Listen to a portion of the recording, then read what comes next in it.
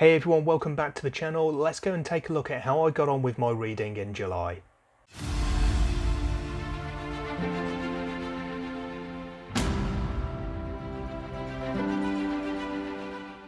So July was the second month in which my reading was slightly taken over by SPFBO, the self-published fantasy blog off. I didn't have as much freedom over my selections because of that, because I have books that are allocated to me. And as far as a monthly wrap-up goes, I'm not going to be disclosing any of the scores or ratings that I gave to the books allocated to me to read for SPFBO until I've announced the semi-finalists that I'm putting forward. So once I've gone through my monthly reading stats, I'll cover the two books that I read last month for SPFBO first, and then I'll go into the more regular reading that I did later, complete with ratings. As usual, I will put in timestamps, so if you want to skip the stats and go straight to hearing about the books, you can do so. So I feel like I had a pretty good month in July actually, and that's backed up by the statistics where I had a really good month for me in terms of page count and also in the average rating of the 7 books that I read. So let's go take a look at that in a little bit more detail. So the completed page count for July stands at 3,906 with an average of 558 pages per book. So I've been continuing to read some absolute chonkers and I'm really pleased with that because I do like a nice big book. The average rating, which does actually include those SPFBO books, I have rated them myself, I'm just not announcing what those ratings are. But for July, my average rating was bang on 4 stars. For the year to date, that is almost exactly the same as well. The average rating is 4.01.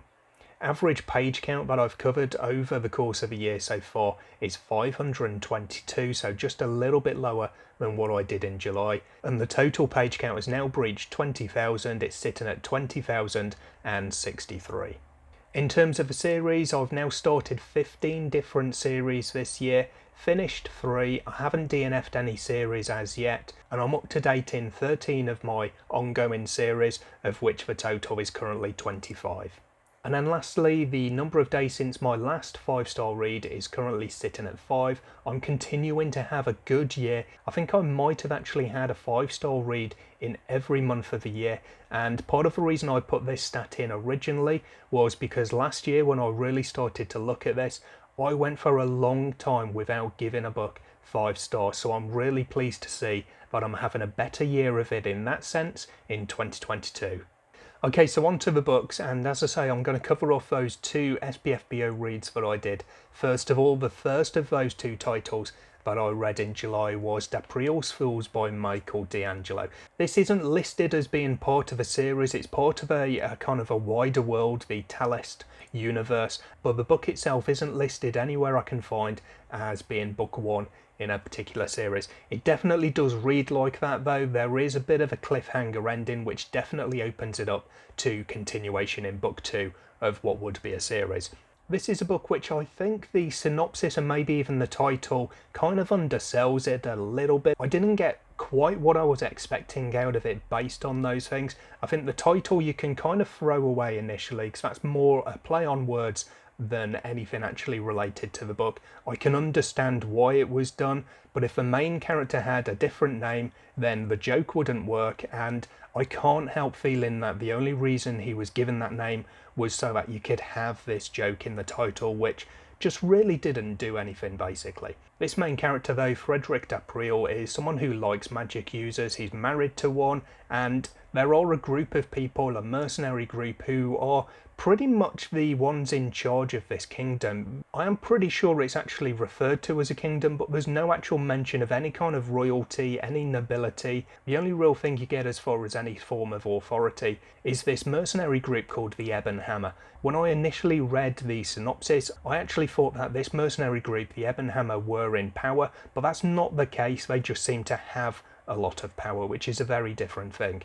Either way, they are going around rounding up magic users because they don't like them. And of course, because Frederick does like magic users and is married to one, they start butting heads. He recruits a bunch of young magic users and they go off basically to try to bring down the Ebon Hammer, or at the very least to start their downfall by releasing the captives that they have taken. So there's a bit of a heist to this story, there's a bit of hostage rescue, and unfortunately it just didn't really land for me. There were a number of little things that just made it not click with me.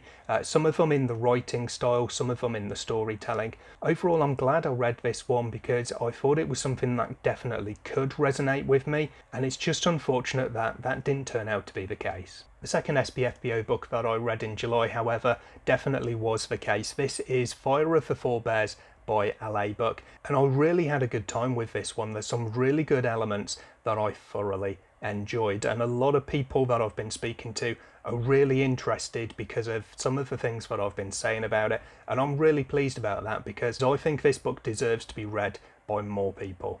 In here you've got two main characters, the daughter of a deserter and the son of a king, and they're on opposite sides, but they start to see each other in a bit of a different light through the interactions that they have as she becomes embroiled in a rebellion and he's the one who's sent to stomp it out. In here you kind of get hit in the first chapter with what kind of world this is when you have a man riding a talking bear, and you get various other talking creatures as well, but they're not overdone. They are there in the background. They're not unusual to the people in this world, and I really like the way that's done. It's not kind of a major part of the story even. It's just they're there. It's just a bit of a background world building, and I thought it was handled really well. You do have centaurs in here as well who do talk, and they are a bit more of an important part of the story, and I like how they were integrated into the story itself as well. Overall, I had, as I say, a really good time reading this, and I'm looking forward at some point in the future to the story continuing. I'm not sure where it's going to go because unlike D'Aprille's Fools, there's no kind of real cliffhanger at the end of here. I think this one is wrapped up quite nicely within this volume. It could definitely stand on its own as a standalone, but it is book one of the series, so I'd like to see where we're going next. And then moving away from my SPFBO reads and into my selected, chosen for me reads, whatever you want to call them, I carried over Dragon Mage by M.L. Spencer. I started reading this in June, and I think I was about 50% of the way through, so I read the remaining 400 or so pages in July, and this is another one that I actually really liked. I don't do 5-star predictions, but from what I've heard about it and from how it read in the synopsis, this probably would have been one of my 5-star picks, and that's exactly how it ended up. I had a really good time with it. Some of the storytelling in it I thought was not necessarily unique, but you don't tend to see it in fantasy too much. You've got a character who is autistic, and I really like the way that representation was done in the book. The way that the people interact with him, how they treat him, how he feels about that treatment. So I thought that was really nice, but the overall story itself, taking that part out of it, is actually a really good story about friendship, about learning that the world isn't necessarily what you thought it was, and about how you react to that, what you do and what you're willing to fight for. I did feel that it was perhaps a story of two parts, not necessarily the metaphorical tale of two halves, but there were kind of distinct sections, I suppose, in this book where we had a bit of a change. And bearing in mind that it is 800 to 900 pages long, you could potentially have split those in two, but actually I like that they were in one volume because although there is that kind of defined splitting off point, I think the story is better as one whole volume instead of how it might have been split up into two. Either way, it was a really good read. I really enjoyed it, and this was one of my 5-star reads of the month. Next up in my July reading was an audiobook. I listened to Kings of Paradise, book 1 of Ash and Sand by Richard Nell. This one was selected for me by my patrons. I put up a poll of a few books that I wanted to read, but I wasn't 100% sure whether they were going to be the book for me or not, and this was one that came out on top. And I'm still not actually 100% sure whether it was a book for me. I did enjoy it in the main, but at the same time I don't feel like I really took a vast amount away from it. I'm sitting here now, and certainly before coming to film this video, when I was just putting together my notes with regards to which books I read, the ratings I gave and so forth, I was really trying to think about this book and realising that I don't really retain too much about it. And that's not because I listened to it on audio, that's nothing to do with it. I've listened to plenty of audiobooks this year, and that's definitely not the problem. I just feel like I didn't click with this particular book. There was just something about it that didn't really wow me, basically. It was okay. I wouldn't necessarily call it mediocre, but for me it just wasn't too much more than okay. So the story is called Kings of Paradise, and we're talking about two main characters here. One is a deformed genius, he's called, and the other one is referred to as a wastrel prince. And it's a little bit kind of odd for me when I do think about it, because the story itself actually had three main characters. The third character is a woman who finds her place in religion after an encounter that will change her life, and it's kind of a little bit weird. I guess it's because the book is called Kings of Paradise. She's not mentioned whatsoever in the synopsis, and maybe it just wouldn't work with the title if she was to be included, because of course she is not a king. But overall, of those characters, Ruka, who is this genius, this deformed genius, I've heard some really good things about him. I know R.J. Gibson has labelled him as one of his favourite fantasy characters. And for me, he just didn't really do anything. I much preferred both the other two characters that we have in this book to Ruka. I really wasn't that interested in his chapters. And I think for me, that's maybe why I didn't like the book as much as some of us. I know my friend Nina was reading this at the same time. It was kind of an unofficial buddy read for us. She really enjoyed it. She's going on to purchase the rest of the series and continue with it pretty much straight away. I feel that if maybe I liked that character of Ruka more because of his importance to the story, maybe I would be in the same position, but that's not where I landed, so I ended up giving Kings of Paradise 3.5 stars. And then my next read for July was also selected for me by my patrons. This was our buddy read on my Discord server. The link for that is down in the description box below if you're interested. You don't have to be a patron to join the Discord. There's plenty of channels that are available to everybody. It's just that there are some additional channels for my patrons as well. But the book that they selected as our buddy read for July was Army of the Cursed by Kareem Solomon. And I will say every time I show this book, I really do like that cover. This guy here, I think, really makes it for me. Just that magical kind of blue energy around him, just adding that focal point from the kind of the oranges, the yellows, really does something for me. I really do appreciate this cover. Sadly for me, I didn't appreciate the book as much. It was another one of these ones, like Winds of Strife a few months ago, where I felt that I should really enjoy it. I really wanted to enjoy it. And for some reason that I just cannot put my finger on, it just didn't land with me. It feels like it should be right up my street, but it just took a wrong turn in somewhere for me. Here again we've got three main characters, although this time they are all listed in the synopsis at least, so that's something. And I think one of the issues that I had with this was you have two characters who are essentially royalty. They're basically both princesses. One is a kind of apprentice mage, and one is a princess who's looking for a weapon to defeat this army of the cursed. And the issue that I had with these two is they both obviously had different names, they were both doing different things in different places, but I just couldn't find enough to differentiate between the two of them. And what made that a problem for me was I would start reading a chapter, and these are chapters titled for the POV character that you get.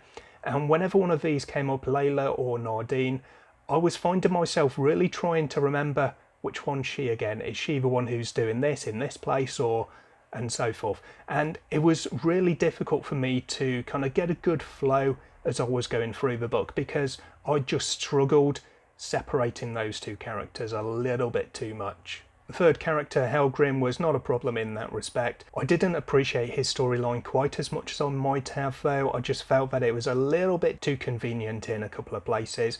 But overall, this is another one of those books that I think it was okay, just not great.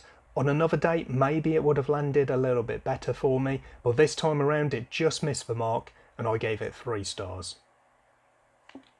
Then one of my August reads came in early. I was looking to read Bonds of Chaos by Zach Argyle as one of my August picks because the review copy was due to be released on the 5th. But Zach, in his own words, went rogue and he sent them out early. And I ended up really having a good time with this, as I pretty much knew that I would be, because I loved the first 2 books in this series. So there was almost no way that I wasn't going to love this one as well.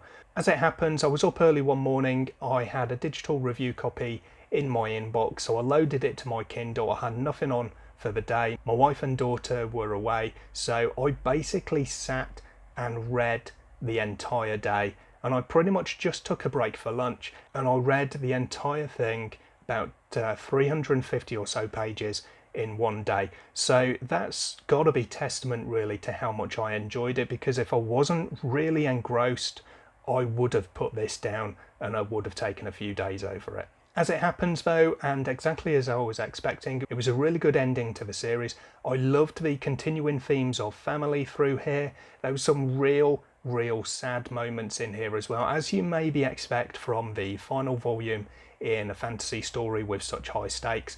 But I really like how we tackled those, and at the end of the book, how those really sad moments were kind of referenced and remembered by the people within the book.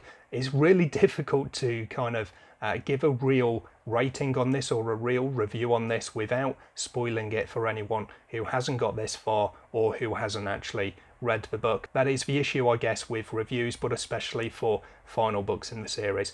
Either way, I'll leave it at that because I'm aware of how much I'm rambling, but this one, exactly as I expected, was a really good 5-star read.